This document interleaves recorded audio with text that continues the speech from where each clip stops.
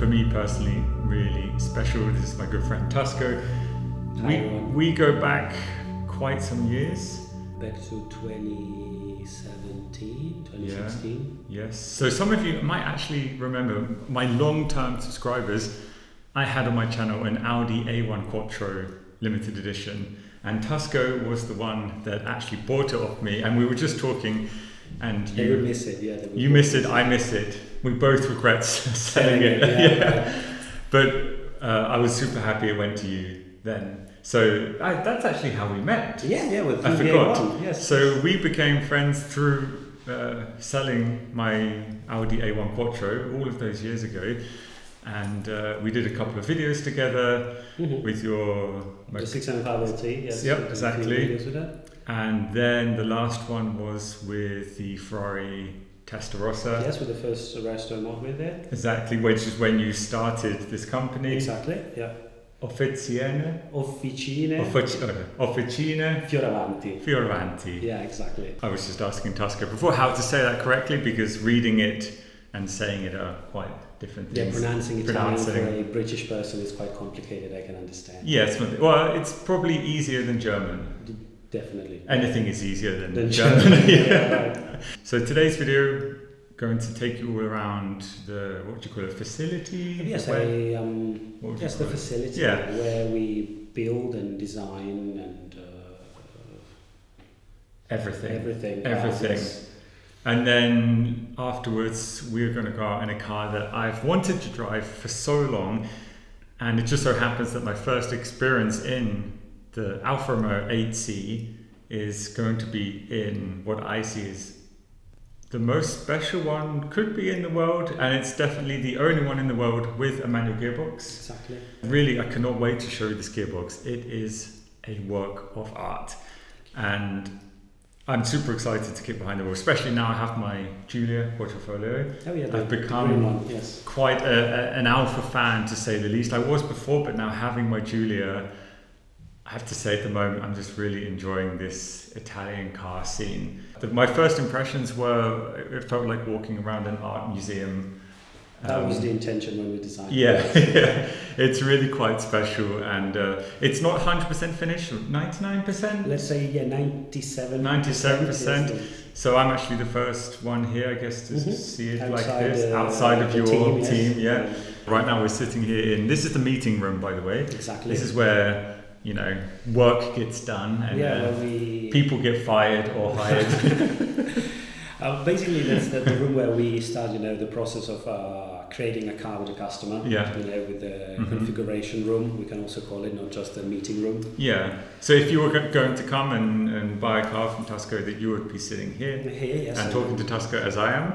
Sadly, I'm not buying one yet today. Yeah. I'm already. I'm already looking at it. Maybe we'll do something. The intention was to create something between, the McLaren Technology Center and a museum, something in between. I think you completely did that. We're in the workshop now. Here we have our piano di riscontro, which stands in for a very flat floor. It's made out of steel, on which you can build the chassis so that you have a perfect flat chassis, that is not twisted in any way.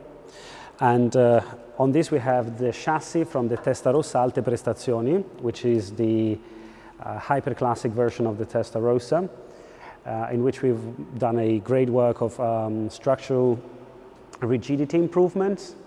And where you see these silver components, they have all been added. They weren't present in the original car. Everything was empty back here. And you see the metallic black, it's the original chassis, and everything that has been painted silver has been added to increase the torsional rigidity and the beam rigidity of the car. Then moving on, we have the 6 working stations with the first, with the lift, and then every other workstation has a bench, a working bench, that is supplied with air and electricity and has all the necessary space for tools and parts. Here we have a Testarossa from a customer. This is my 512 BB. that I think Luke saw already once, and this car that has also been modified, even though it doesn't look like it. So the car now has a hidden fuel injection system that looks completely original, but is actually no longer carbureted. You know, it doesn't have carburetors, but has a fuel injection. Sorry, just let me open it up so you can see it.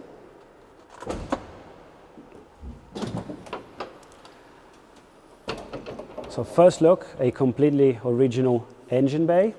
You can still hand the throttle it when you're stationary, like the original car, but actually inside this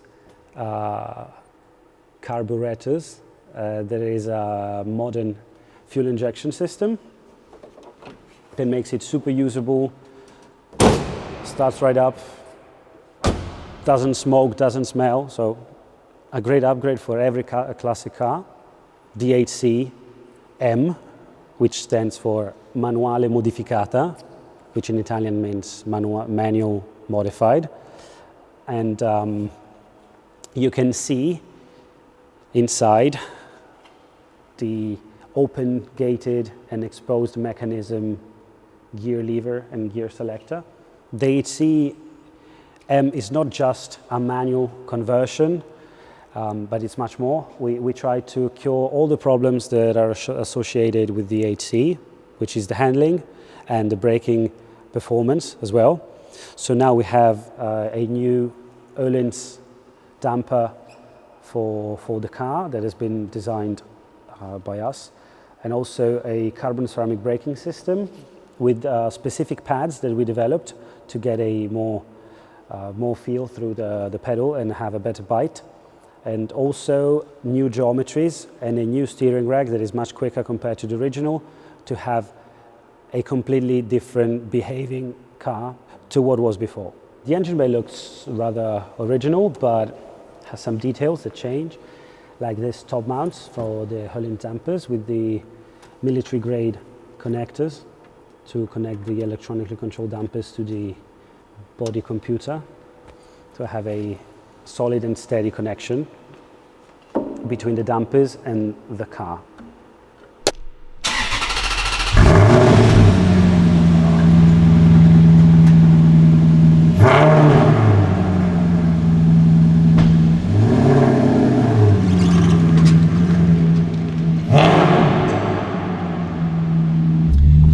This gearbox, visually incredible. Would you say that it's 100% improved the driving, or has it just made it more fun, or? So it's now a complete package. Before, the HC felt a little bit short on fun and driving pleasure. Now it's a complete package. And this is stock exhaust? Stock exhaust. But you will offer a titanium exhaust? I mean, we're considering it. The problem is, it sounds so good. It does, right? With the original exhaust, yes. We fear that we would overdo it. Yeah. Yeah. And the sound would actually be worse. Yes. Love the sound of the gearbox, of course. This alone, just that sound is so satisfying. And it's really mechanical. You know, we have no. So the gearbox is in the back. It's a transaxle gearbox. And there's a cable running from here to the gearbox. Okay. Usually you have, rubber, how do you call them? Seals? Seals, yeah, on the leverages that you move. Here everything is ball jointed, so it's rose jointed, so it's metal, so you can really feel the gear getting into its position. Let's talk about the price for a second of the gearbox. Did you say 63,000? So the conversion is, yes, but the thing is, this has to be interpreted as a complete car, not just a gearbox conversion. You know, it's not like your 599 that you can get manually converted with a kit from the United States. Yes. The HC was never meant to be manual. No. So it's much more complicated than doing a 599 or a 430 Scuderia. Yes. And so since we have this very different approach, because you have to do a lot of things that the car is not supposed to have. Yeah. It's not an easy change. It's not an easy change. You know, the whole pedal box has to change. The way the accelerator is, it's hinged. It's different. It's now hinged on top, not on the bottom. It doesn't look out of place whatsoever. It doesn't actually even look aftermarket. And bearing in mind, it's not a really highly powered car. I think stock, what, 450? And now with a little calibration, it's 460. Okay. 462, 461. Even then, it's not the fastest car, is it? It's not, definitely. But that's why I think it suits it, because I feel like as soon as you get over 500 horsepower, I feel like paddles with the right It's gearbox quicker, it's easier. well, it becomes, you can enjoy the power more, but because this isn't fast, it goes with the sound and the type of engine. Exactly, so you're slower, but you enjoy it more. Exactly. A few weeks ago we went to Marbella, down in Spain, to the Concorso d'Eleganza della Costa del Sol, and while we were there, we went on the Ascari racetrack, and there were, you know, all sorts of hypercars like Mercedes Project One, and I drove this on track. Okay. And it was the funniest thing. Yeah. But at once, you know, I thought I was doing like the fastest lap I could. A McLaren 750 arrived and you know, passed me like a rocket. So yeah. But who was having the most fun? Yeah, I was having a lot of fun. Yeah. I've never had so much fun driving on the racetrack with a car.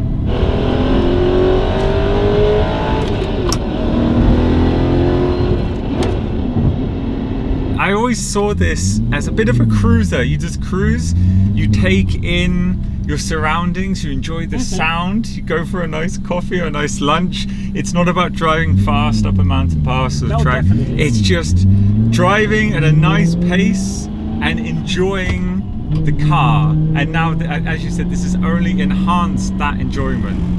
Exactly, and you know, I drove it all the way down from Turin to Marbella, 2,600 kilometers. So I can say now with this new setup, she's much more comfortable, and you can enjoy it more. There we go. It's just, I'm normally a terrible passenger, and I don't think I was smiled like that for a long time as a passenger. That's, instead it's just the feeling, the sound, the blips on the downshift, which obviously Tusko is doing himself. There's no automatic blip, as us Porsche drivers have in GT3s, you know. Wow, it's really, really special. And how's the seat? Oh yeah, seat. I forgot to mention the seats are custom made. Yes, exactly. Actually, the structure of the seat is custom made.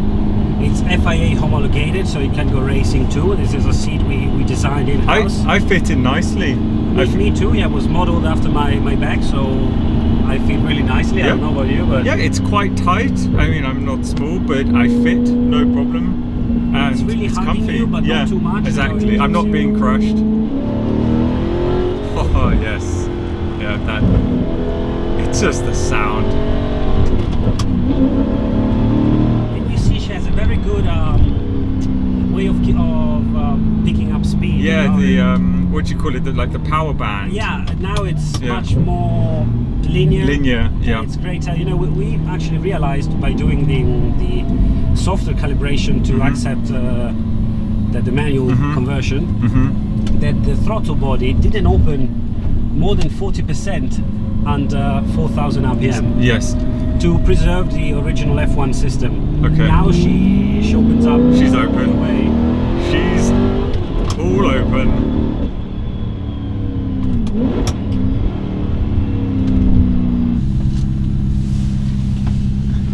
We are a little height difference. Yeah. Oh, that's better. Oh, come on, I'm not that short. You're not that short, but I think I'm just that tall.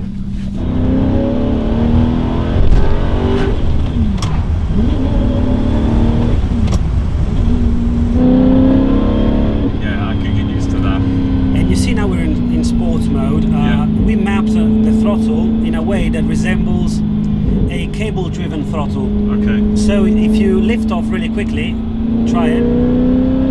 You see how she closes really quickly. Yes. The throttle.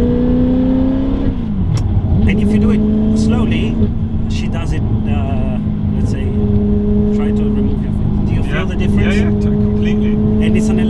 throttle, but now feels like a cable-driven one. Okay, wow.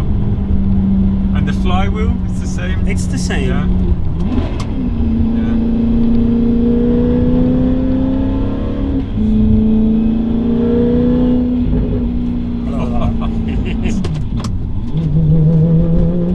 It's just that first bit that gets me. And this is a very nice back road.